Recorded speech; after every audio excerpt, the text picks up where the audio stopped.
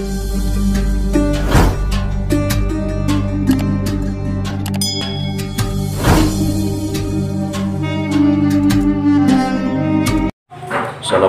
warahmatullahi wabarakatuh.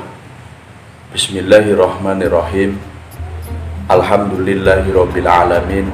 Allahumma sholli wa sallim wa barik ala sayyidina Muhammadin wa ala ali sayyidina Muhammadin. Sahabat-sahabatku dimana berada rahimakumullah, kembali di channel YouTube yang apa adanya ini dalam konten ngaji Sa'antawis. Beberapa pertanyaan melalui pesan singkat menanyakan apa bedanya masjid dan musola, lalu kemudian apa keutamaan masjid dibanding musola.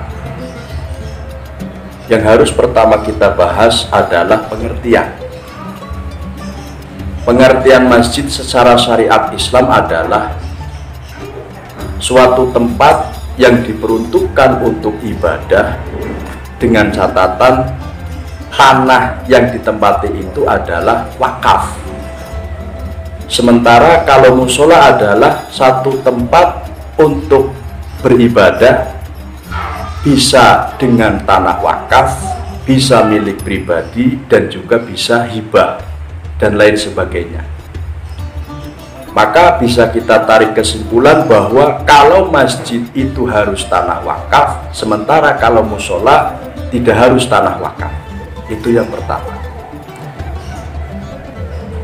Kemudian mengenai pewakafan tersebut ada istilah sighot atau tata cara orang yang mempunyai tanah kemudian dia mewakafkan tanahnya. Yang pertama ada istilah sighot sharih, ungkapan si pewakaf yang jelas. Kalau sighot sharih atau sighot yang jelas ini maka tidak membutuhkan niat. Yang kedua ada istilah sighot wakaf yang kinayah. Sementara sighot wakaf yang kinayah ini memerlukan niat. Wakaf sharih contohnya adalah aku jadikan tanah ini atau aku wakafkan tanah ini menjadi masjid, maka itu namanya sighot sharih. Nggak perlu kita niatkan lagi ini untuk apa, jelas-jelas untuk masjid. Tetapi kalau sighotnya kinayah, misalkan orang yang mewakafkan itu bilang aku jadikan tanah ini untuk sholat, maka jika orang yang mewakafkan berucap demikian, maka belum tentu juga ini menjadi masjid. Itu untuk pengertian daripada sighot wakaf, tata cara dan pengertian yang tadi kita sampaikan. Lalu kemudian apa keuntungan jika sebuah tempat itu dijadikan masjid, tidak dijadikan musola? Maka diterangkan dalam kitab Umdatul Mufti wal Mustafi juz 2 halaman 258 dikatakan mas'alatun qala al-Manawi fit Taisir, sebuah permasalahan. Al-Manawi berkata dalam kitab At-Taisir, qauluhu waqaftu hadza lis-sholati sharihun fi waqfihi lis-sholat. Jika ada ucapan seseorang, aku mewakafkan tanah ini untuk sholat, maka itu tegas mengarah pada makna pewakafan untuk sholat. Kinayatun fi khususi waqfihi masjidan.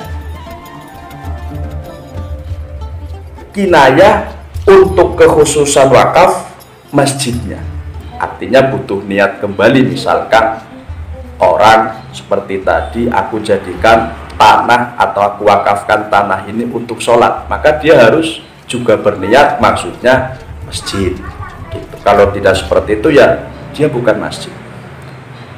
Kemudian keuntungannya Wa amal masjidu fa amrun zaidun yakthuru fihi al ajru wa yu'takafu fihi wa yahrumu ala dzil hadathil akbar al mukthu fihi.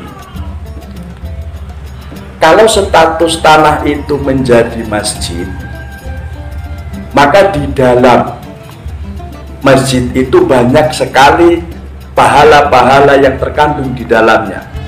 Sebagaimana kita niat iktikaf, diam diri di masjid, kemudian ketika baru datang di masjid kita sholat tahiyatul masjid, kemudian diharamkan untuk orang yang berhadas besar diam di dalam masjid. Namun kalau di musola maka dia tidak bisa untuk melakukan sunnah iktikaf. Kalau di musola dia tidak bisa untuk melakukan sholat sunnah tahiyatul masjid dan lain sebagainya. Itu perbedaan antara masjid dan musola. Kemudian yang terakhir, apakah masjid itu pasti untuk sholat Jumat? Maka jawabannya adalah tidak. Walaupun masjid-masjid yang tadi kita bahas ini di dalamnya mengandung banyak sekali pahala, tapi belum tentu masjid itu bisa digunakan untuk sholat Jumat. Tergantung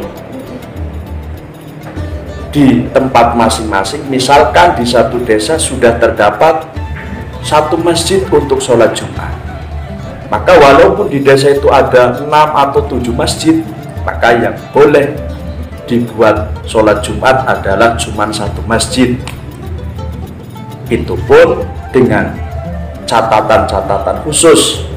Ketika di satu desa jauh tempatnya, kemudian ketika dia berangkat dari rumah dari pagi sampai ke masjid, maka sholat Jumatnya sudah bubar dengan peraturan-peraturan tertentu.